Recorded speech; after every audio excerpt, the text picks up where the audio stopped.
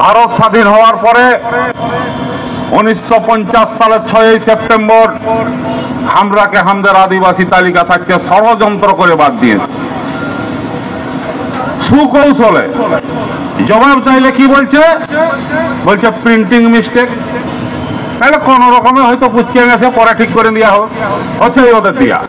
কেন না? এই বিদেশিদের লুটপাটটা বন্ধ হবে, জল জঙ্গল জমিনের অধিকার আদিবাসীরা পাবে।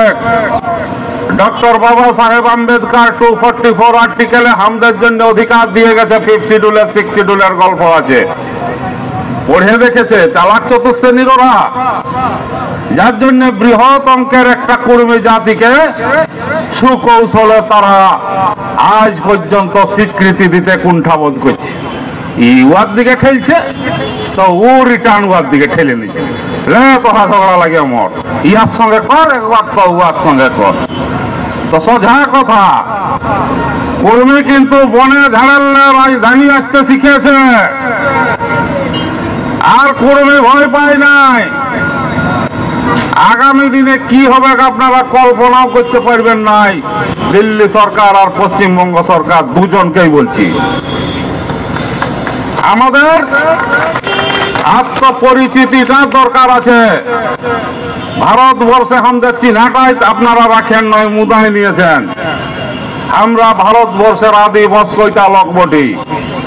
প্রথম এসেছে আমাদের অখিলেশ শ্রীবাস্তব, ডিএনএ অনুযায়ী বৈজ্ঞানিকভাবে প্রমাণ হয়েছে আমরা 65 থেকে 70,000 বছর আগে লোধা, কেড়িয়া এবং কুর্মীরা এসেছি, বাকি সবাই অনেক পরে আছে। তো আমরাই বঞ্চিত। কঠিন সরকার আপনাদের একটা এত বড় বৃহৎ জাতিকে এই অবহেলার কারণ লুটপাট চলছে, আপনারা নিশ্চয়ই খেয়াল করেছেন। যার জন্য আমরা পশ্চিমবঙ্গ সরকার যথেষ্ট করেছে, এটা আমরা অস্বীকার করি নাই। কর্মীরা অকৃতজ্ঞ নয়, ভাষা দিয়েছে, দ্বিতীয় রাজভাষা স্বীকৃতি দিয়েছে, আমরা বহুবার ধন্যবাদ জানাইছি। আমাদের করম পরবের ছুটি আমরা কৃতজ্ঞতা বোধ করছি।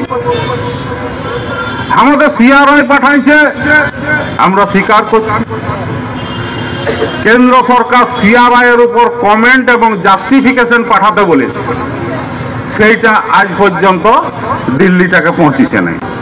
আমরা সেইটার খাতিরে আমরা কলকাতার ডহরে আজ এসেছি।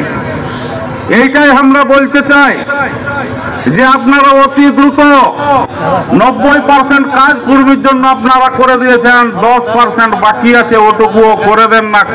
সিআরআই এর উপর কমেন্ট এবং জাস্টিফিকেশনটা দিল্লি পাঠাই দেন।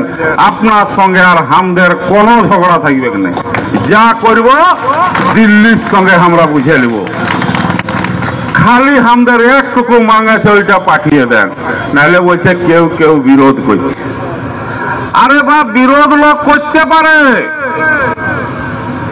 জঙ্গলমহল অর্থাৎ ছোট নাগপুর অঞ্চল শান্ত জায়গা, আমরা শান্তিপ্রিয় মানুষ, কোনো কিছু অশান্তি হওয়ার কোনো কারণ নাই। আমরা ওখানে মাটির মানুষ বটি, আমরা ওখানে ভূঁইফড় লোক বটি, তাদের সঙ্গে আমাদের সহাবস্থান আছে। ভাই, দাদা, কাকা, জেঠা সব লোকে আমরা সম্পর্ক জুড়েই চলি। তবে তাদের কথাই যদি আপনারা করছেন, ভুল করছেন। কর্মীর এটা সাংবিধানিক অধিকার বটে, এটা আইনের বলেই আমরা পাবো। তাহলে আপনারা আইনকে ভায়োলেট করছেন কেন?